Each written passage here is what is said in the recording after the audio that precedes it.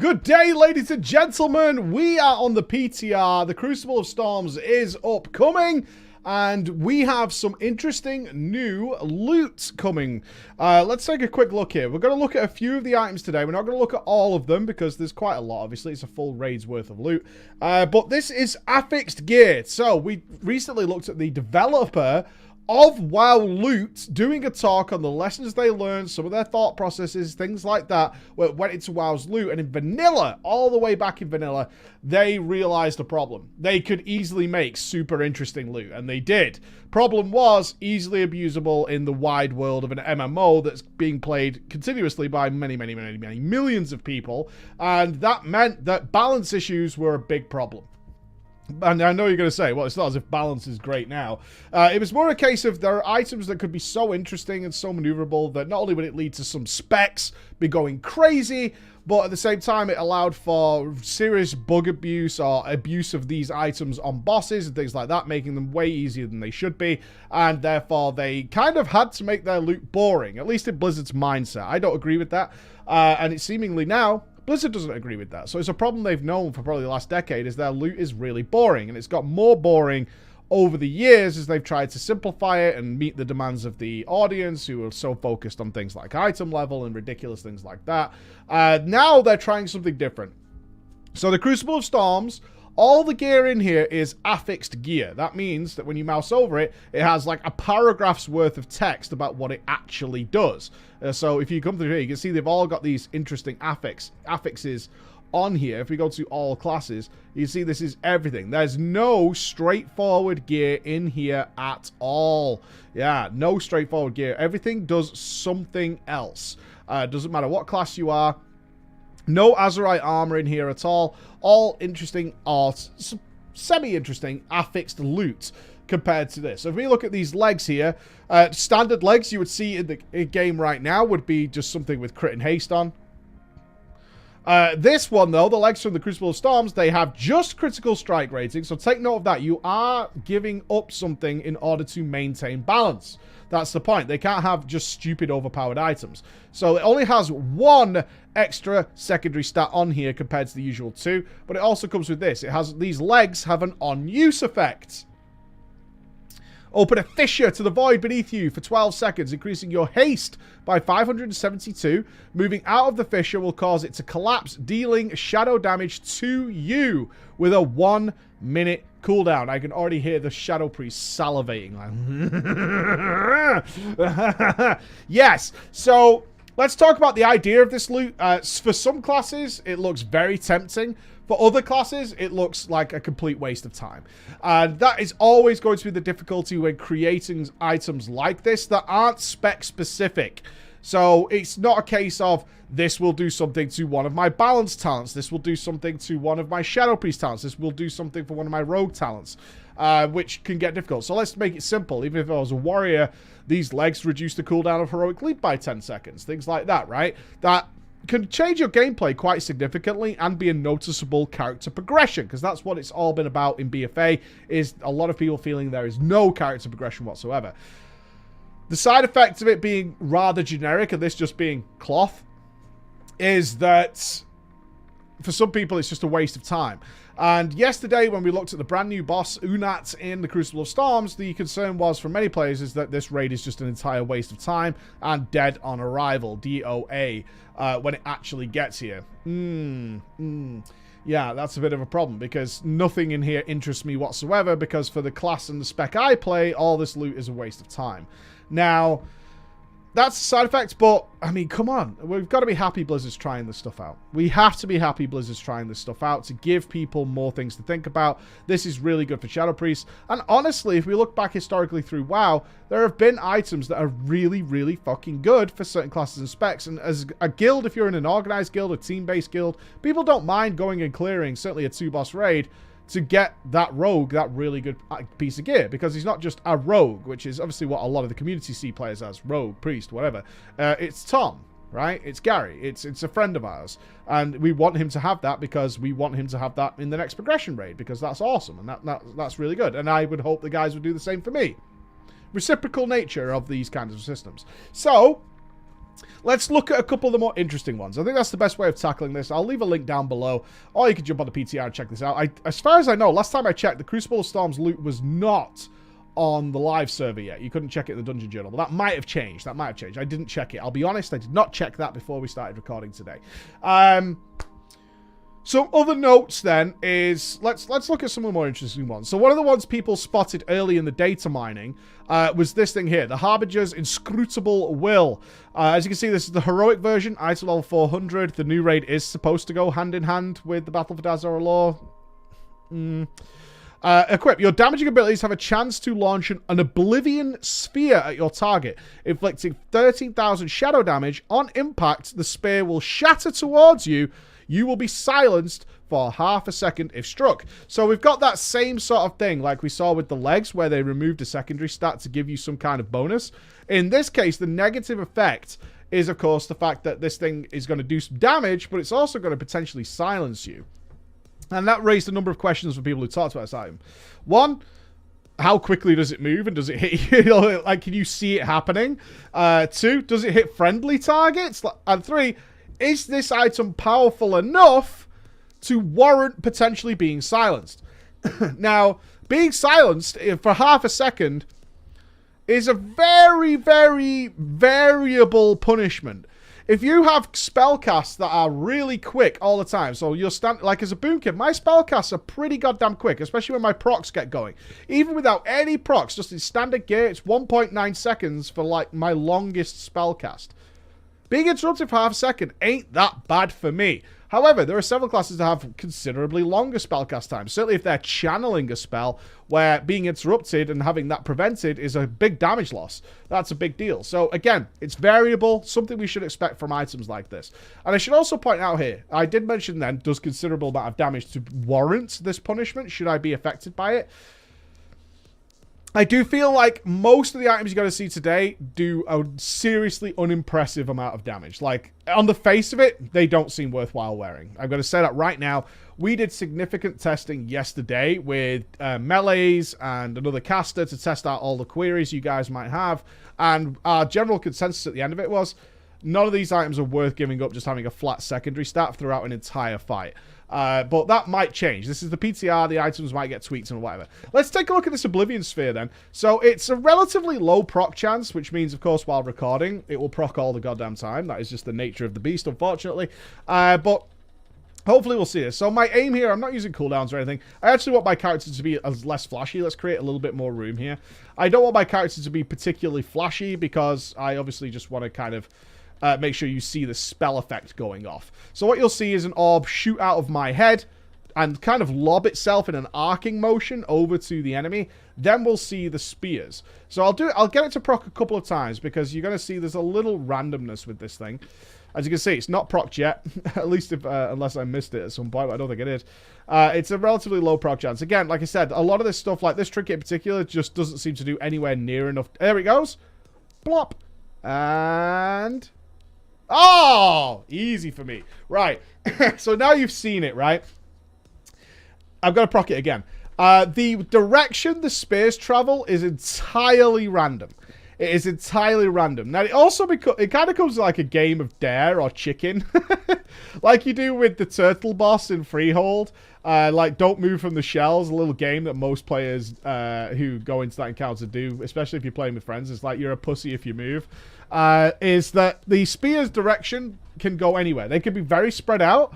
They may all go for you. They can be incredibly clustered. So their arc is variable as well. So there's really no telling. Each individual spear that fires out of this thing is entirely random. So sometimes they'll be all over the place. Here we go again. Let's see what we get.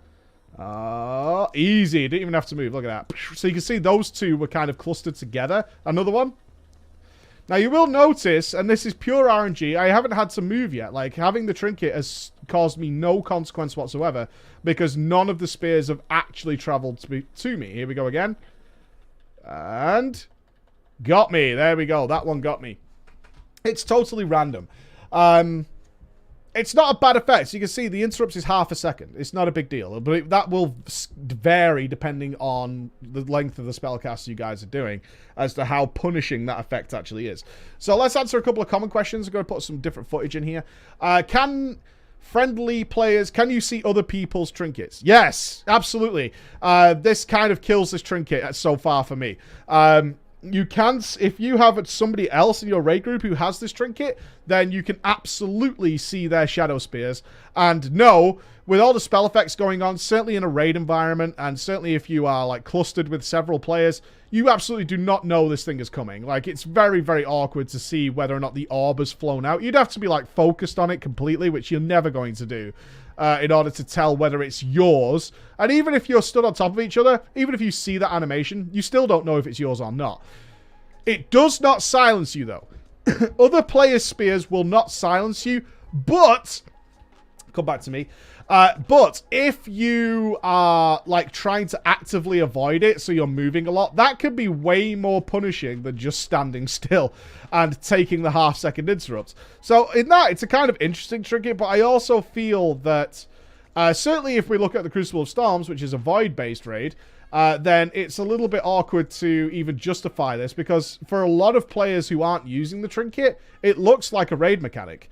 Like, it actually looks like a raid mechanic. You can see the similarities between Fallen Avatar, for example, using this kind of mechanic. So if it's certainly in a raid that uses a lot of purple mechanics, having more purple spears darting across the raid, that's going to be a no from me, dog. Like, I don't want to be dealing with that, because I'm going to see that, and my natural raider instinct is going to be to avoid that completely. And that is often, moving around is the most damaging thing you can do to your DPS. Like, the more you're moving around, the less damage you will do and suffer as a consequence, and can be way more punishing. And the vice versa of that, of course, is as it goes off now, as you can see here. Oh, that's going to get me. Boop. Oh, how the hell? I said the game of chicken. That's going to be a problem there. But I do consider this trinket, its current incarnations to fall under the same sort of guidelines as the sliver, which involves people not moving near you, because that's kind of out of your control. It's out of your hands. Let's look at a couple of other things here. So one of them is these legs. So again, we're giving up a secondary stat. So in my case here, although these are at level 400, they do have mastery on them, but I'm giving up nearly 200 haste. In order to put these on. While above 60% health, your damaging abilities have a low chance, the hell does that mean, Blizzard? A low chance to bolt your target, dealing 13,000 nature damage. While below 60% health, your damaging abilities have a low chance, again, what the fuck does that mean? To restore 20,000 health over 10 seconds. I have 200,000. It's a tenth of my HP. It's just not a big deal at all. And unfortunately, this is kind of the worst... for me, anyway, and maybe I should do a deeper dive on this, but this is kind of the laziest item design I can imagine. And I'm specifically talking... I'm sorry about the cough, by the way. I'm still trying to get over it. I haven't had a day to stop talking. So, random proc damage effects, just something that randomly does some damage sometimes... I consider to be the absolute laziest game design ever. I'm sorry, Blizz, but I do. Because they're completely out of the player's hands. You don't even know if it's happening. So, we'll keep our eye on our breakdown of damage here. You can see it here. And we're looking, I think it's called Nimbus Bolt. And you try and watch my character and tell me when Nimbus Bolt has happened. And now you're going to notice it is a very low chance. Like, right now, I cannot imagine any scenario. Over about a 6-minute test, I think we got Nimbus Bolt to be... slightly less than 1% damage. It's not happened yet. It's not happened yet, but we'll keep trying. We'll see if we can get a proc. What we're looking for is some sort of spell animation that makes you go, oh, okay, Nimbus Bolt happened. And that's kind of my point. Like, we just don't know. There's Oblivion Sphere, so we've had one of those. We had 2. Look at that. Big damage. 10% of my damage was the Oblivion Sphere there. No Nimbus Bolt as of yet. In fact, even single target, my shooting stars is doing... more consistent damage. Oh, funny. So, come on, Nimbus Bolts. Show us your potato magic. Show us the dream. I'm just looking for any... There we go. It just happened. No idea. And as you can see, it does, like, nothing. It can crit, which is something we figured out. It can crit. We tried it with the Demon Hunter going mad AoE. It was no different on the proc rate or anything like that. It didn't make any difference there. But again, that's a tuning thing. Maybe they could turn it up. But would it matter if they did is more my point. Like, if this thing did bazillion damage, fair enough. I'm going to have a higher damage meter. But the fact of the matter is, items like this are the detriment of this nebulous kind of items that are supposed to work for like every spell casting DPS, you know. It just doesn't work for me, or you know, melee DPS or whatever. And these items that like, oh, this actually does a ton of damage, because this is often an argument I'll have with people, is when I talk about this kind of item, I'm like, this item is just bad for me, in my opinion, regardless of how much damage it does, because I have no control over it. It just is doing something that's apparently happening. I can't see if it happens. In fact, unless I open up a literal breakdown of my individual spells, I have no idea that it happened at all. Like, I don't know. And people will go, yeah, but it's a good item. And they say that usually because it does a lot of damage.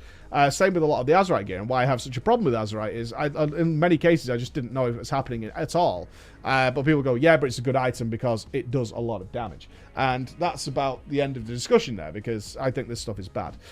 So there you go. That's the kind of things that are really negative.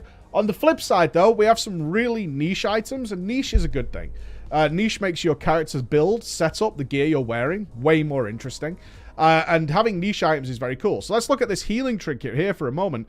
Enshroud a friendly target in darkness for 12 seconds. Absorbs the next 105,000 damage or healing taken. Really good. Again, you're dealing with this idea of a pro and a con, right? So we've got two things going on here. We can put a rather large shield, that would be like 50% of my HP right now, on a target that will prevent them taking that amount of damage. However, if those guys are going to get naturally healed up anyway, or they have a significant amount of heals over time, in fact, let's switch over to Resto here so we can have a little look at this. Then it's actually a waste of time, because those heals over time and the heals that are about to land on that target are just going to suck that shield away regardless. Now, you might say, well, people are always getting healed, right? So what this item's dead on arrival. No, we had some healers trying it out last night, and actually, not too bad. There are several occasions, and if you watched my video on Unat in Crucible of Storms, where the entire raid can no longer take any healing. They're literally taking 0 healing. Items like the Voidstone start to really fucking shine in there, because it's not going to be chewed away by healing effects. In fact, it's only going to prevent damage. And then when that period of being unable to be healed comes out and finishes, then we can happily remove the shield with heals over time, because we can naturally heal that target. Also comes in very handy if you are a really good healer, and this is why I like items like this. If you are a really good healer, you can time it very specifically, because it's an on use. You can time it super specifically in order to use it at the exact right time when a chunk of damage is coming in, so that heals don't have a chance to reduce the heal at all, the absorb shield. You can time it really well. It will just be used on damage, even if that target is covered in hots. So if we come over to here, let's attack this. So here's a little scenario for you. So here's, I'm being attacked now.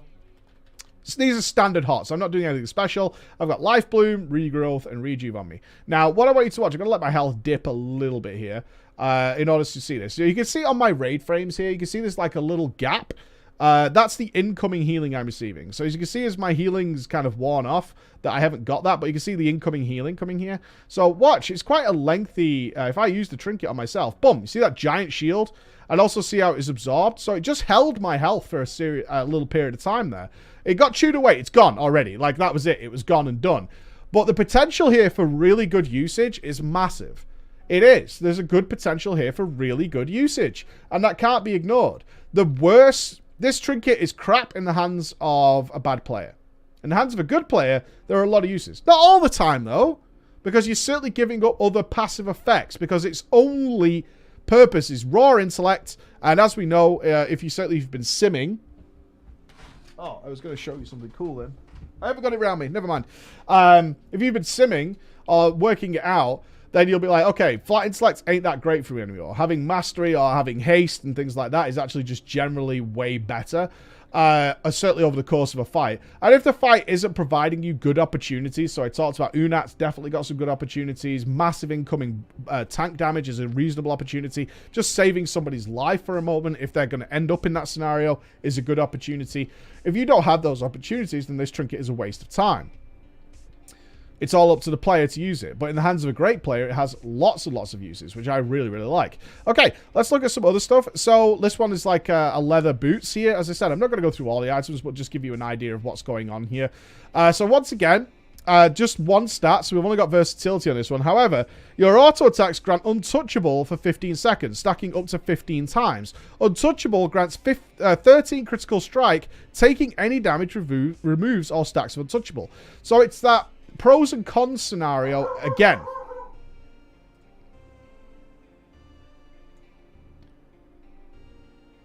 Dog attack.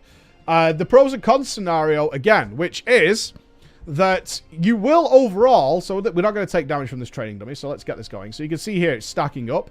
It stacks really quickly, as you can see. See the stacks going up really nicely there.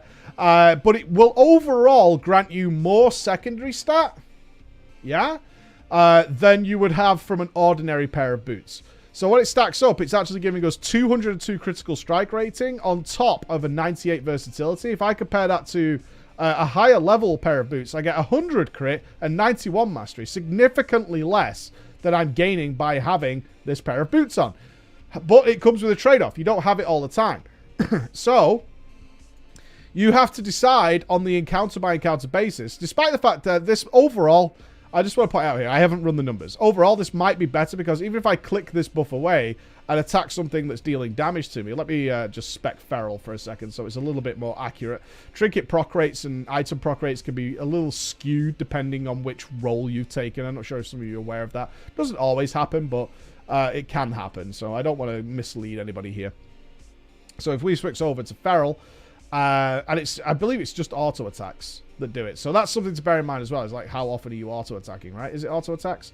Yeah, your auto attack. So if you have a very high auto attack, like a rogue, then of course you might get more benefit out of this item than somebody who attacks very, very slowly, because it's going to take longer to build up, unless they've scaled it, which they might have done. So you can see here, as a feral, you can see it's like, if I'm taking regular incoming damage, I'm not looking at my rotation here. I'm just looking at the buffs. Please don't get upset, ferals. You know, please don't get upset. That's not what we're doing. You can see I'm not getting any stacks out of it, so it's a waste of time, this item at this point. That's okay, because it's not for every encounter, and the likelihood is, as a DPS, you're not taking damage all the time anyway. If we're in a scenario where we can even let it build for a reasonable amount of time, then you can see it stacks relatively quickly. See, 6, 7, 8. We're already at the point, even at 8 stacks, where it's providing more of the, it's providing more benefit than an ordinary pair of boots would. So it'll come down to times and moments, and I know some of you will be like, I don't really want to care about my gear. A lot of us do. A lot of us do like RPG elements where we can actually feel better about making good decisions rather than just having like default gear loadout all the time. That's the source of fun in plenty of games, is having interesting loadouts. Of course, item level might fuck that up entirely, but we'll see. This one's also interesting. This is the tank one. Let's swap over to Guardian for now. And this again is potentially an item that just needs tweaking or something like that, but let's read what it does regardless. Is that taking damage has a low chance to form a protective bubble around you for 30 seconds that absorbs 25% of incoming damage, up to 43,000 when the bubble bursts. When the bubble bursts, it increases your primary stat by 189 for 45 seconds, stacking up to 3 times. So you'll notice it has raw stamina on this item, and some of the tanks are going to go, ugh! But again, the trade-off is it going to provide me, is this item going to provide me enough damage reduction in order to make this worthwhile? Unfortunately for me, although it does stack up to 3 times, it does tell you it stacks up to 3 times, just goofing around with a training dummy. As you can see, it's not procced at all yet. I'm hoping we can see the symbol so you guys can see it and get an idea of what's going on here. Nothing yet.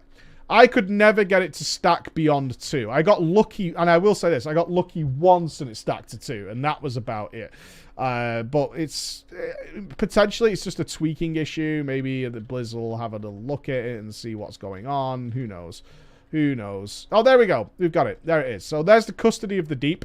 That's the Trinket proc itself. So it's absorbing that damage. So you can see, actually, you can see the way that, again, like I showed you earlier with the healing frames, you can see I have this little extra bonus going on here. That's the Trinket in effect. And now, hopefully, we should see that disappear, and then we will gain the buff. So, absorbing some damage, and then we get the buff. So, there you go. That's the Custody of the Deep. The primary stat has been increased. Now, the main benefit of this is that it's going to stack up to potentially up to 3 charges. So far, I'm just not seeing that happen, which is really unfortunate.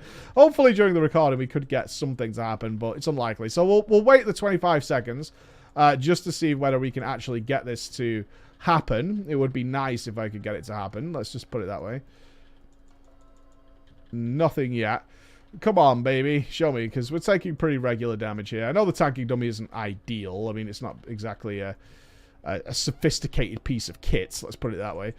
But it's all right. It is doing its job. There we go. Okay, so we managed to get the shield to proc again, but unfortunately the primary stat buff actually wore off by the time it procced again. Now, obviously not ideal. Obviously not ideal, but mixed in with higher damage because the tanking training dummy doesn't do a lot of damage. You know, there are definitely pros and cons to testing it on a tanking training dummy. It'll be a variable item that maybe it gets good. But there are some other items in there that you might want to check out whether or not your class is good. What I'm saying here is that this is a good direction Blizzard's going with providing some unique, interesting items. I would certainly rather have an item that does something interesting other than just, you know, haste and crit or whatever. Ideally, not just random damage procs, though. But that's a personal flavor. I really hate just random damage procs. I don't think they're particularly interesting. Certainly, anything on use is always good. I would much rather have on use items. Now, I will talk about this item, which is the Lurker's Insidious Gift. You embrace Enzoth's gift, increasing your mastery by 1,054 for 30 seconds. But every 1 second gains suffering, inflicting shadow damage per application. Reactivate to relinquish Enzoth's gift, removing both effects. So, what do we have here? We have a trinket that you use, and you gain a significant buff to mastery, in this case. But it also starts stacking a debuff on you. I'm going to show you a little clip here. I'm sure I've got one. We had a guy in the raid try this item out. Utter pain in the ass. Utter pain in the ass. So the idea, obviously, is that you want this on and then switch it off and reactivate it whenever you're safe, right? It does come with a cooldown attached to it, which is 2 minutes. It has a 2 minutes cooldown. But you can leave this buff up for a long time. When we had players do that, it was just an absolute fucking nightmare. Never liked it. Did not enjoy it whatsoever. Actually ended up asking him to remove it. We just asked him to remove the trinket. Now, you can manage it different ways. Like, do you want it as a burst trinket or a long-term trinket? Because the longer you have the trinket up, the more and more damage you start taking. If you want it for on-demand burst, is that better than something else? That's the question you're going to ask yourself. Is it better if it goes this way, if it goes that way? How do I want to use this? Is this a fight we're just zerging down like the Paladin in Battle for Dazara Law, in which case you could just leave this buff up all the time? Lots of different uses for this item, but I will say on the raw face of it, any player who's just trying to leave this up, certainly on progression, if you get this, yeah, don't do that, because that item is just a total pain in the ass and definitely causes you to die. Definitely causes you to die at certain times. So, some thoughts there, guys. Let me know what you think about affixed items like this. I would imagine most of you are like quite happy to see something like this coming into the game. Blizzard's obviously aware of their boring loot situation, and they're trying to do something about it. And is this a good way to go, or would you rather do something else? I'll leave a link down below to read into all this. There's some other interesting ones here. But there you go. Thank you very much for watching. Bye-bye.